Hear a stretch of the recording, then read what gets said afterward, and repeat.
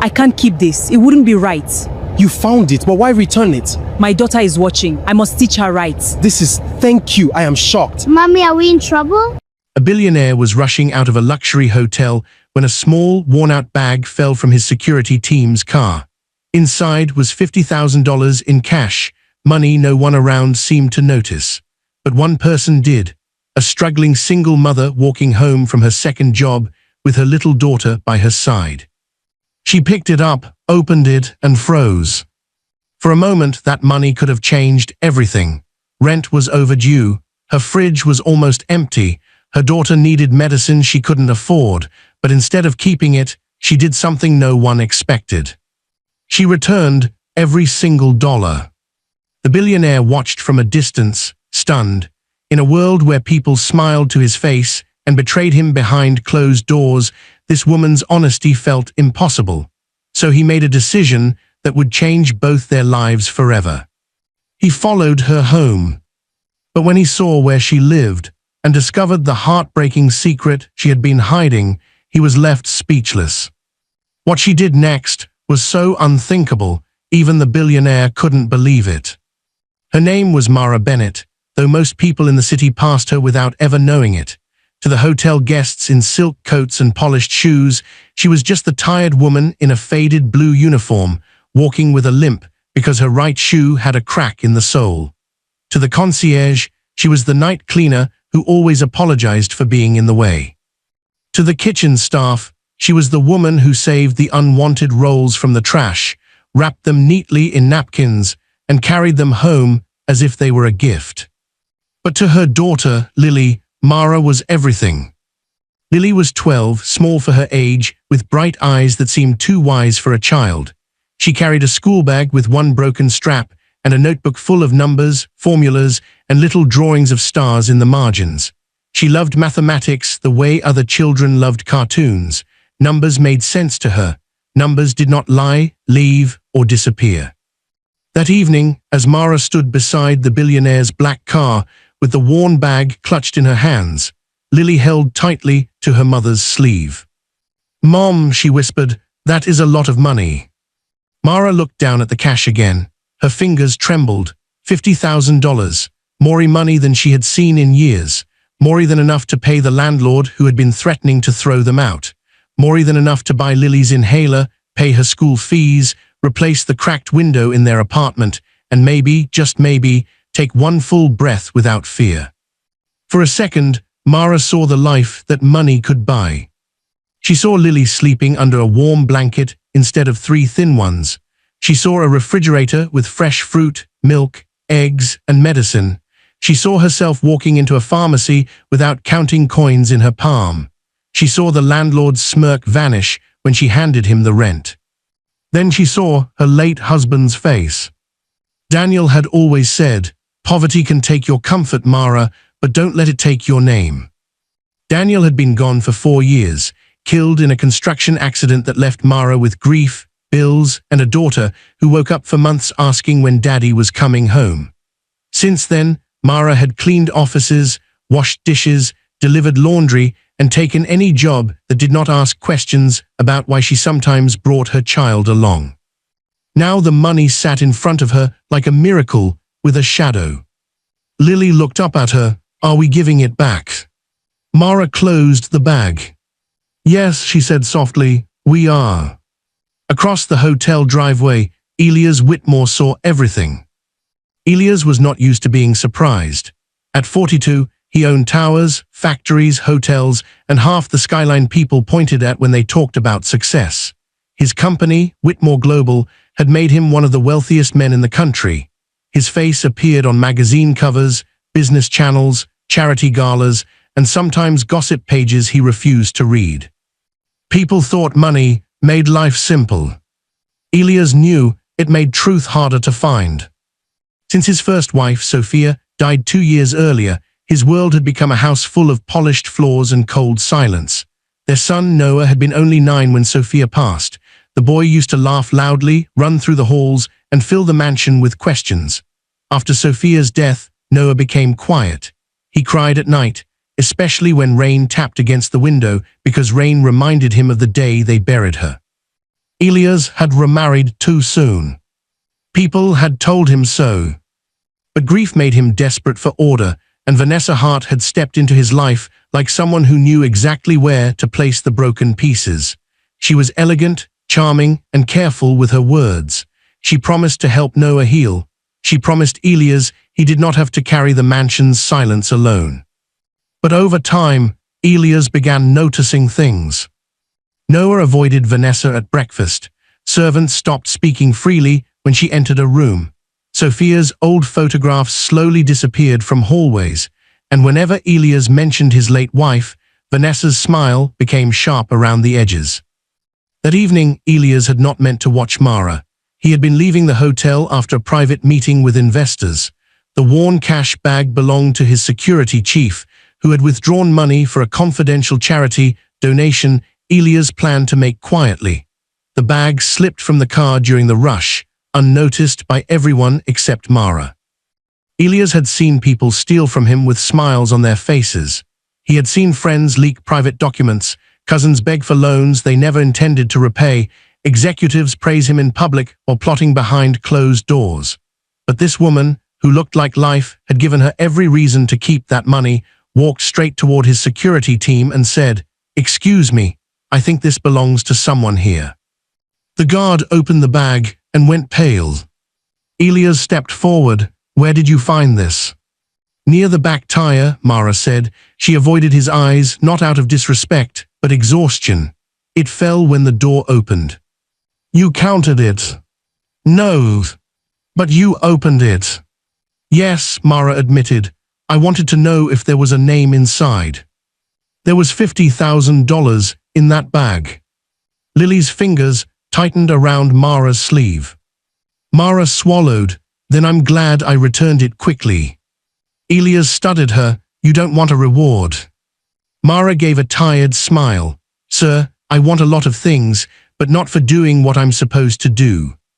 The words struck him harder than flattery ever had. Before he could answer, Mara gently pulled Lily away. "Come on, sweetheart, we have to catch the last bus." Elias watched them leave. Something about the child's limp school bag, Mara's cracked shoe, and that quiet refusal of reward would not let him move. His driver opened the car door, but Elias did not get in. "Mr. Whitmore?" the driver asked. Elias kept his eyes on Mara and Lily as they turned the corner. "Follow them," he said. The driver hesitated. "Sir." "From a distance." It was not suspicion that made Elias follow them. It was something heavier, something like shame. He had spent years giving money to foundations and hospitals, but he had become so separated from ordinary struggle that poverty had turned into an idea on paper. Mara made it human again. The car moved slowly through the city. The streets changed as they drove. Glass towers gave way to pawnshops, closed laundromats, flickering streetlights, and apartment blocks with peeling paint. Mara and Lily got off the bus near a narrow road behind an old church.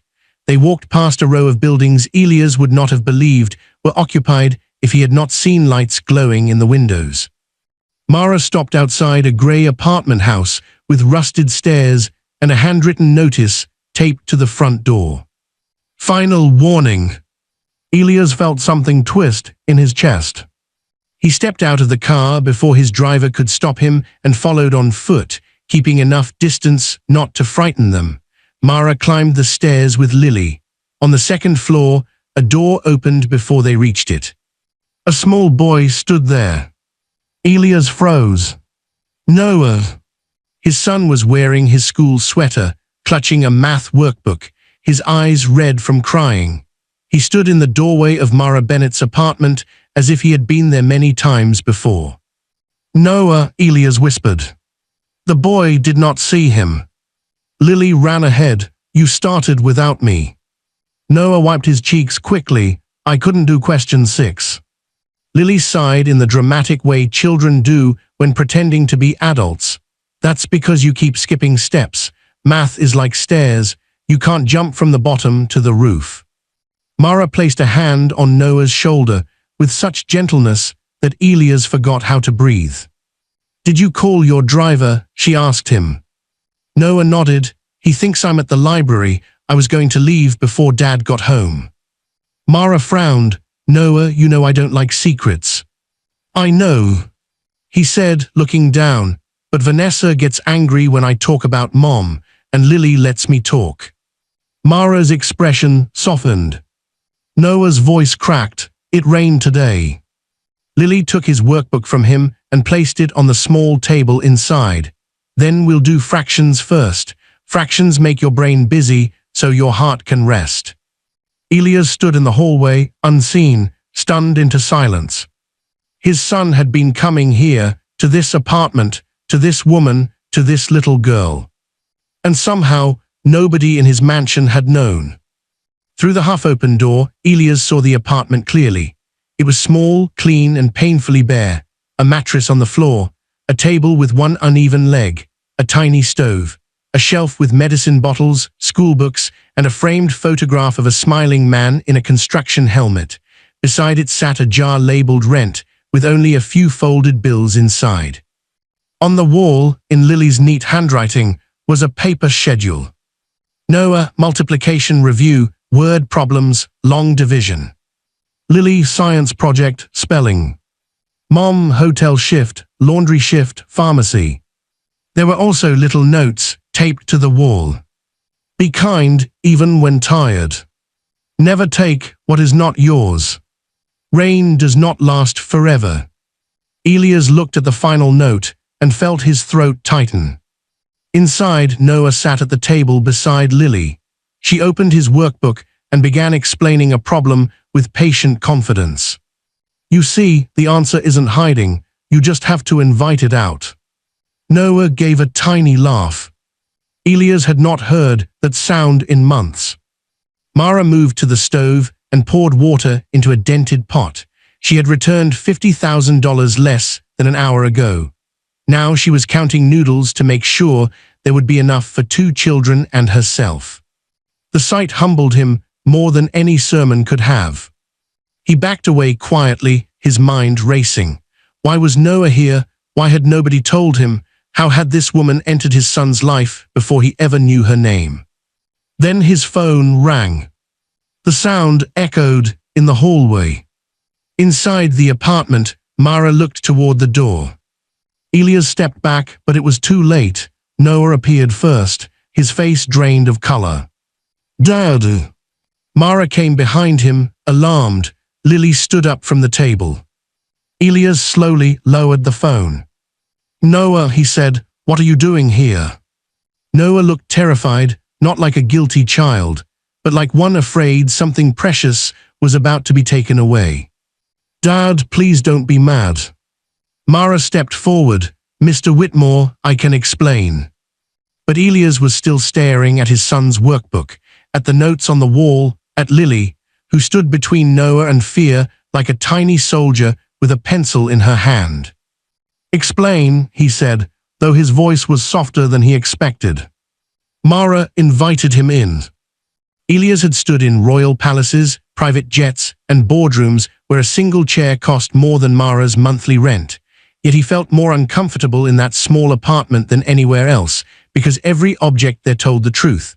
The taped window, the carefully folded blankets, the jar of rent money, the medicine Lily tried to slide behind a book so he would not see it. Noah spoke first. I met Lily at school, he said. She's in the grade below me, but she's better at math than everyone. Mrs. Parker asked her to help me when I failed my test. I didn't fail you, Lily corrected. You got 39%. That's not the same as 0. Noah almost smiled. She started helping me during lunch, he continued. Then after school at the library, sometimes I got sad and she didn't laugh at me. She said missing my mom didn't make me weak. Elias looked at Mara. I didn't know who he was at first, Mara said. Not exactly. He told us his name was Noah W. I found out later when I saw your picture in a newspaper at the hotel. I told him he should tell you. I was going to, Noah said quickly, but every time I tried, Vanessa said I was being dramatic and that Dad was too busy. The name Vanessa changed the air. Elias felt the old unease rise again. Mara noticed, but did not push. Noah is a good boy, she said. He just needed someone to listen. Elias turned to Lily. And you've been teaching him mathematics. Lily nodded. He understands better when he draws the problem. He thinks in pictures. Elias looked at Noah. You never told me you needed help. Noah's eyes filled. You were always tired, and Vanessa said boys my age should stop crying. The words landed like stones. For a moment, Elias saw Sophia in the hospital bed 2 years earlier. Her fingers had been thin in his hand, her voice weaker than a whisper. Promise me, she had said, that Noah will never feel like love is something he has to earn. Elias had promised.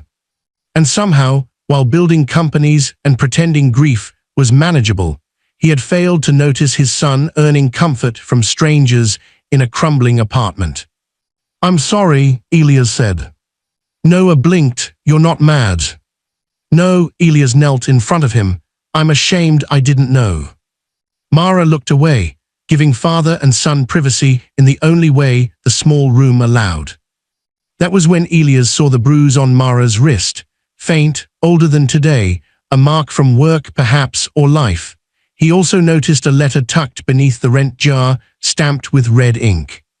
Eviction proceedings. He stood slowly. Mrs. Bennett. Mara, she said. Mara, you returned $50,000 tonight while facing eviction. Her cheeks colored with embarrassment. That money wasn't mine. You could have saved your home. And lost myself. Lily looked at her mother with pride, so fierce Elias had to look away. Before he could speak, footsteps sounded on the stairs, sharp heels, loud laughter. A perfume smell floated into the hallway before the women appeared. Mara's face changed instantly. Not fear exactly, recognition. 2 women stepped into the doorway as if they owned the building. One was tall and narrow-eyed, dressed in white despite the dirty stairwell. The other wore a red coat and held her phone up as if recording would make cruelty more powerful. Celeste and Brianna Hart. Vanessa's sisters. Elias knew them from dinners, charity events, and holidays where they spoke sweetly while measuring everyone's worth by brand names and bank balances. Celeste stopped when she saw Elias inside the apartment. For 1 second, her polished confidence cracked. Elias, she said, what are you doing here? His voice became ice. I was about to ask you the same thing. Brianna lowered the phone. Noah stepped behind his father. Mara's eyes moved from the sisters to Elias, and in that glance, he saw she understood more than he did. Celeste recovered quickly. Vanessa was worried. She heard some woman was following you around, taking your money, getting close to Noah. Mara's face went pale. That is not true, Lily said. Brianna laughed. Oh, the little one speaks. Elias took a step toward them, careful. But Celeste's pride would not let her stop. She looked around the apartment with open disgust. So this is the place, she said. This is where you play innocent, return a little money in public, act humble, then sneak into a rich man's family through his lonely son. Mara straightened. You need to leave. Oh, she has dignity, Brianna mocked. How sweet. Elias stared at them. Did Vanessa send you? Neither answered. That silence was enough. Then Noah whispered, Dad, they were here yesterday. Mara turned sharply. Noah. Elias looked down. What? Noah swallowed. Not inside, outside the school, after Mara saved me. Everything paused. Mara closed her eyes. Elias felt the room tilt. Saved you from what? Noah's voice trembled. A delivery truck. I dropped my notebook near the curb after school. I bent down to get it. The truck was reversing. I didn't hear it because I had my headphones in. Mara pulled me back. Elias turned to Mara. She shook her head gently, as if begging Noah not to make it dramatic. It happened fast. Anyone would have done it. No, Noah said. Everyone else screamed. You moved. A memory flashed across Elias' mind. The school had called the previous afternoon about a minor incident, but Vanessa had taken the message. She told him Noah had been careless, nothing more. Elias had been in a meeting and planned to ask Noah later, but later became a call, then a contract, then midnight. His son could have been badly hurt, and he had not known. Celeste lifted her chin. Vanessa said the woman made a scene. She saved my son, Elias said. Brianna muttered, or staged it. Mara's voice hardened for the first time. Do not say that in front of the children. Celeste stepped closer. You don't give orders to us. She reached for Mara's arm, not hard enough to injure badly, but hard enough to insult. Elias moved immediately, but Mara pulled free first. Don't touch my mother, Lily cried. Brianna snapped. Someone should teach both of you where you belong. The words were ugly, the moment was uglier.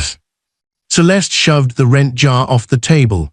It hit the floor and coins scattered everywhere. Lily dropped to her knees to gather them, cheeks burning. Noah knelt beside her at once. Elias' voice thundered through the room. Enough. The sisters froze. Mara stood very still. Her pride had been struck harder than her body. She looked at the coins rolling beneath the table, at her daughter trying not to cry, at Noah shaking beside her, and something deep in her face changed. She did not scream. She did not beg.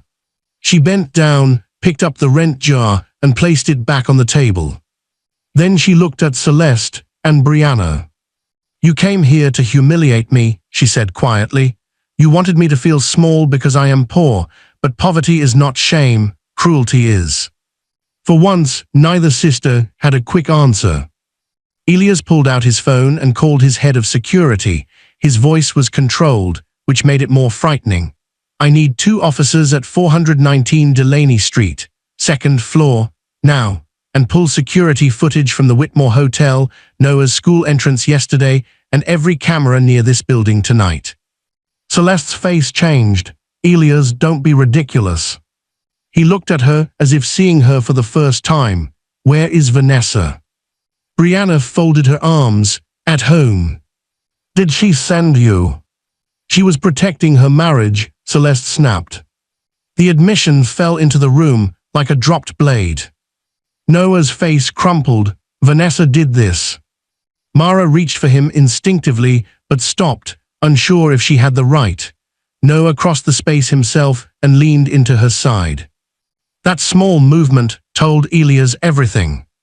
His son trusted this woman more than the wife living under his roof. When security arrived, Celeste and Brianna tried to transform into victims, but the hallway camera from the building had captured enough. So had Brianna's own phone, which she had forgotten to stop recording when she entered. Elias' security chief took statements. The sisters left furious, humiliated not by poverty, but by exposure. Mara refused medical attention, though her wrist was sore and her dignity wounded. Lily sat beside her with a wet cloth, dabbing at a mark on her arm with the seriousness of a nurse. Elias stood near the window, staring at the eviction notice. I want you and Lily out of here tonight, he said. Mara stiffened. Mr. Whitmore. Elias, I appreciate your concern, but I will not be kept like a charity case. That is not what I meant. It is what people like you often mean, without meaning to. The honesty might have offended another man. Elias only nodded. You're right, he said. Then let me say it differently. This building is unsafe. My wife's family has targeted you. My son is involved. I have resources that can keep everyone safe tonight. Please let me use them. Mara looked at Lily. Lily looked at Noah, who was wiping his face with his sleeve. Mom, Lily said softly, maybe just tonight. Mara closed her eyes. Elias thought she would accept. Instead, she did something that stunned him all over again. She picked up the envelope of money his security chief had brought upstairs, the same $50,000 she had returned. Elias had ordered it brought because he intended to give it to her properly this time. She placed it in his hands. No, he said. I won't take this tonight, Mara said. You earned more than this. I returned what wasn't mine. I helped Noah because he needed help. Lily teaches him because she cares. None of that is for sale. Elias stared at the envelope. Then what do you want? Mara looked at Noah, then at her daughter, then at the scattered math papers on the table. I want you to listen to your son, she said. Really listen, not as a billionaire, as his father. Noah began crying then, quietly, as if he had been holding it for years. Mara continued, and I want you to stop letting people treat kindness like a crime. Elias could not speak. Of all the things she could have asked for, money, a home, revenge, a job, she asked him to become the father his son needed. That was the first, unthinkable thing she did. But it would not be the last. Elias brought Mara, Lily, and Noah to one of his smaller guest houses instead of the mansion. Mara insisted on a place where Lily would feel safe and not overwhelmed. It sat behind a stone wall on a quiet street, with 2 bedrooms, a clean kitchen, and a garden that had forgotten spring but still held the shape of flowers. Lily stepped inside and whispered, "The floor doesn't squeak." Mara gave her a look, but Elias saw tears shine in her eyes. Noah stayed close to Lily, clutching his math workbook as if it were a passport out of loneliness. That night, after the children fell asleep in separate rooms, Elias sat across from Mara at the kitchen table. The room smelled faintly of tea. Outside, rain began tapping the windows. Noah stirred in the next room. Mara heard it first. She rose immediately, but Elias held up a hand. "I should go." He entered the room and found Noah curled on the edge of the bed, trying to be silent and failing. "It's raining," Noah whispered. Elias sat beside him. "I know. I miss Mom." The words were simple. Elias had avoided them for 2 years because they opened a door inside him he could not control. He had tried buying distractions, hiring counselors, scheduling activities. He had given Noah everything except permission to grieve out loud. Now he remembered Mara's words. "Really listen." "I miss her too," Elias said. Noah looked at him, surprised. "I miss the way she sang off-key," Elias continued. "I miss how she put too much pepper in soup. I miss how she called me dramatic when I lost my glasses and they were on my head." Noah gave a broken laugh. "She did that?" "Yes." "She smelled like orange soap." Elias nodded, tears burning his eyes. "Yes, she did." Noah leaned into him slowly. Elias wrapped his arms around his son and felt the boy shake with grief that had been trapped too long. He did not tell him to stop. He did not tell him to be strong. He stayed. At the doorway, Mara stood with a blanket in her hands. Lily was beside her, sleepy-eyed. Lily whispered, "When he remembers his mom, I usually ask him to tell me 3 things about her. It helps." Elias looked at the little girl, who had been doing what adults in his mansion had failed to do. "Thank you," he whispered. Lily shrugged. Sadness gets bigger when nobody lets it talk. The next morning, the truth began unfolding faster than Elias could bear. His security chief brought him the school footage. On the screen, Noah dropped his notebook near the curb. A delivery truck reversed. Students shouted.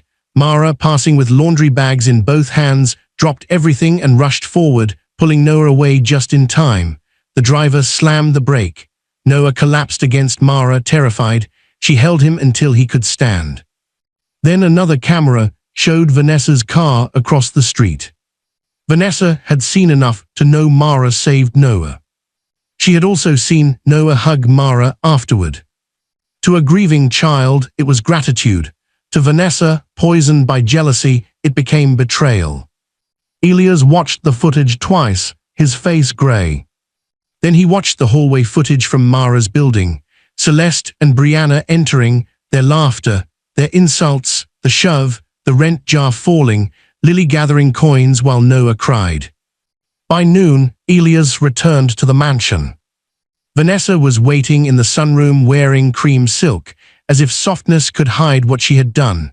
Behind her, Sophia's portrait was gone from the wall. Elias noticed immediately. Where is Sophia's portrait? Vanessa's lips tightened. I moved it. This house needed to stop being a shrine. This house needed to remain Noah's home. She stood, so now this is about Noah, or is it about that woman? Elias stared at her. Mara Bennett saved my son's life. She got close to him on purpose. She teaches him math, comforts him when he cries, returns my money, lives in poverty and still refuses a reward. That was her plan. Vanessa's face flushed. Do not make me sound foolish. You sent your sisters to her home. Vanessa looked away. Elias stepped closer. Say it. She was humiliating me, Vanessa snapped. Do you know what it feels like to live with a dead woman in every room? Noah cries for Sophia. You mourn Sophia. The staff worships Sophia. And then suddenly there's this poor little saint saving your son, returning your money, making everyone look at her like she's better than me. Elias' anger shifted, not into pity, but into a colder understanding. Vanessa was not only cruel, she was afraid, but fear did not excuse what she had done. You punished Mara for your insecurity, he said. Vanessa laughed bitterly. You followed her home, Elias. Don't pretend this is innocent. I followed her because I could not understand how someone with so little could be so honest. And did you find your answer? Yes, he said. She has character. Vanessa flinched. Elias placed the printed stills from the footage on the table. Mara saving Noah, Celeste shoving the rent jar, Lily kneeling for coins. Vanessa looked at them and said nothing. I am filing a police report against your sisters, Elias said, and I am moving you out of this house while we decide what comes next. Her eyes widened. You would destroy our marriage over a cleaner. No, Elias said. You did that when you sent people to hurt an innocent mother in front of children. Vanessa gripped the back of the chair. For a moment, she looked like she might cry, then pride came back like armor. You'll regret this. Elias shook his head. I already regret too much, not this. When he returned to the guest house, Mara was in the garden with Lily and Noah. Lily had drawn fractions on the path with chalk. Noah was solving them, his forehead furrowed in concentration. No, Lily said, you flipped the wrong number. Noah groaned, fractions are evil. Fractions are misunderstood, Lily corrected. Mara laughed, and the sound startled Elias. It was gentle, rusty from lack of use. She saw him and stopped. How did it go? Vanessa admitted enough. Mara nodded quietly. My lawyers will help with the eviction, Elias said, and I want to offer you a position. Her guard rose at once. Not charity, he said, a real position, Noah's academic support coordinator. Lily can continue tutoring him if she wants, but only in a way that respects both of their schooling, and I want to fund a community learning center. Children like Lily should not have to teach in apartments with eviction notices on the door. Mara stared at him. Lily's chalk froze Medea. Noah looked between them, hopefully. Mara, Elias said, you showed me a problem I had been too blind to see. I can do something about it. Mara looked at her daughter. Lily's eyes were shining, but she said nothing. She had learned too young not to beg for good things. What would this center be? Mara asked. A safe place, tutoring, meals, counseling for children dealing with grief or family struggles, scholarships. You could help design it. Mara's expression softened, then tightened again. Name it after Sophia. Elias went still. Noah looked up. Mara continued, if it helps children like Noah, it should honor the mother he misses. Don't erase her to make other people comfortable. Elias could not answer for several seconds. Noah walked over to Mara and hugged her. That was the second unthinkable thing she did. After being attacked because Vanessa was jealous of Sophia's memory, Mara asked Elias to honor that memory, not hide it. She could have asked for her own name on the building. She could have taken the glory. Instead, she gave a grieving child back a piece of his mother.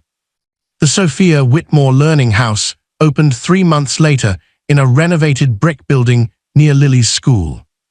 The first day, children lined up outside with backpacks, nervous smiles, and parents who looked like Mara used to look, tired but trying.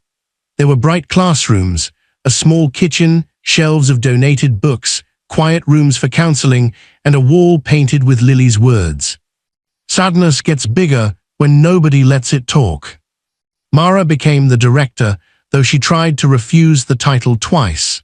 Elias insisted she was already doing the work before anyone paid her for it. Lily received a scholarship to a strong school, but still spent afternoons at the center helping younger children with numbers. She became famous for saying things like, "Division is just sharing with rules," and word problems are stories wearing disguises. Noah improved in mathematics so quickly that his teacher called Elias personally. "He's not only passing," Mrs. Parker said, "he's confident." But more important than grades, Noah laughed again. Sometimes he still cried when it rained, but now Elias sat with him. Sometimes Lily sat too if they were at the center, and she would ask, "3 things about your mom?" Noah would answer, "Orange soap, pepper soup, singing badly," and the grief would loosen its grip. Vanessa moved into a penthouse owned by her family. The legal process between her and Elias began quietly, though tabloids eventually caught whispers of trouble. Celeste and Brianna faced consequences that money could not fully erase. Elias did not let the matter disappear. They were required to make formal apologies, pay restitution for damages, and complete community service far away from Mara, where their influence meant nothing. Mara did not attend their first apology. "I don't need to watch people pretend," she told Elias. But one afternoon, 6 months after the night at the apartment, Vanessa came to the learning center alone. No security, no sisters, no silk armor, just a woman who looked smaller than her pride had once allowed. Mara saw her from the office window. Elias was in the hallway reviewing scholarship forms. His face hardened when he saw Vanessa. "You should leave," he said. Vanessa looked at Mara. "I came to apologize." Mara stepped out of the office. "The children are here, keep your voice calm." Vanessa nodded, and that small obedience surprised Elias. "I was wrong," Vanessa said. The words sounded painful, as if dragged over stones. "I saw you with Noah and made it ugly in my mind. I let jealousy become cruelty. I sent my sisters. I humiliated you because I felt humiliated by a ghost." Mara said nothing. Vanessa's eyes moved to the wall where Sophia's photograph hung beside a plaque about the center. "I hated her because everyone loved her. That was easier than admitting I never knew how to love a grieving child." Elias looked away. Vanessa swallowed. "I am not asking you to forgive me." "That's good," Mara said quietly, "because forgiveness is not a performance." Vanessa nodded. A tear slipped down her cheek, but Mara could not tell whether it came from regret or the loss of everything she had failed to value. Then a crash sounded from the classroom. Everyone turned. A small boy had knocked over a box of wooden blocks and burst into tears, overwhelmed by the noise. Noah, now steadier than he had been in years, crouched beside him. "It's okay," Noah said. "Big sounds feel scary sometimes. Want to count with me?" Lily joined him. "Start with 5. 5 is friendly." The little boy sniffed. Together, they counted blocks until his breathing slowed. Vanessa watched, stunned. Mara saw her face and understood. Vanessa was seeing what love looked like when it was patient, not dramatic, not possessive, not jealous, just present. "I won't stop the legal consequences," Mara said. Vanessa looked back at her. "What you did was wrong. Your sisters hurt my daughter's sense of safety. Noah saw it. That matters." "I know. But I hope you become someone who never does that again." Vanessa covered her mouth. Elias stared at Mara. Once again, she had chosen the path he least expected. Not weakness, not revenge, something harder. Mercy with boundaries. That was the third, unthinkable thing she did. A year later, Elias stood in the back of the Sophia Whitmore Learning House during its anniversary celebration and watched Mara speak to a crowd of donors, parents, teachers, and children. She wore a simple navy dress Lily had chosen. Her hair was pinned back. There was still a seriousness in her face life had carved there, but it no longer looked like exhaustion. It looked like strength. I used to think help was something that came from above, Mara told the crowd, from people with more money, more power, more choices, but I have learned that help often begins beside us. A child helping another child with math, a neighbor watching someone's door, a father finally listening, a stranger returning what does not belong to her, a person choosing not to become cruel just because life has been cruel to them. Elias felt Noah slip his hand into his. His son was taller now. He still carried grief, but he no longer carried it alone. Lily stood near the front, holding a certificate for winning a regional math competition. Noah had cheered louder than anyone when her name was announced. On the wall behind Mara hung 3 photographs. Sophia Whitmore, smiling in sunlight. Daniel Bennett, wearing his construction helmet. And a picture taken on the center's opening day. Mara, Lily, Noah, and Elias standing together beneath the sign. Elias remembered the night the money fell from the car. He remembered Mara's cracked shoe, Lily's broken backpack, the bag of cash between survival and integrity. He remembered following them through the city and discovering not a scandal, but a miracle hidden in poverty. After the speech, Elias found Mara in the quiet hallway near the counseling rooms. "You changed my life," he said. Mara smiled. "No, I returned your money, everything else you chose. I almost missed my own son. But you didn't. Because of you." She looked through the glass window into the classroom. Lily was helping Noah explain fractions to a younger child. "Because of them," Mara said. Elias followed her gaze. Noah drew a circle on the board and divided it into pieces. Lily corrected his uneven lines with a grin. The younger children laughed. Rain began tapping softly against the windows, but Noah did not flinch. He looked toward the hallway, found his father, and smiled. Elias smiled back. For years, he had believed wealth meant owning more than other people. More buildings, more influence, more protection from loss. But Mara Bennett had taught him something money could never buy. A person could have almost nothing and still possess the one thing the world could not afford to lose, a heart that refused to be corrupted. And the $50,000. Mara never took it for herself. At her request, Elias placed it into the first scholarship fund at Sophia Whitmore Learning House. The scholarship was not named after Elias, Mara, or even Lily. It was named the Returned Hope Fund. Every year, it helped children whose families were one emergency away from losing everything. And whenever someone asked Mara why she returned the money that could have saved her, she would smile gently and say, "It did save me, just not in the way people think." Because that night, the billionaire thought he was following a poor single mother home to discover her secret. Instead, he discovered his own. He discovered that his son had been crying in rooms too large for anyone to hear him. He discovered that his wife's jealousy had become dangerous. He discovered that a little girl with a broken backpack had been teaching his son mathematics, courage, and how to breathe through grief. And he discovered that the richest person he had ever met was not the one with the towers, cars, and bank accounts. It was the woman who had every reason to keep the money, but chose to return it anyway. 5 years later, the old building on Delaney Street was gone. In its place stood a small community garden filled with sunflowers, painted benches, and a stone path where children wrote messages in chalk. At the entrance, a bronze plaque read, "For every family who once felt forgotten, you were always worth finding." Mara Bennett stood in front of it one spring morning, holding a cup of coffee in both hands.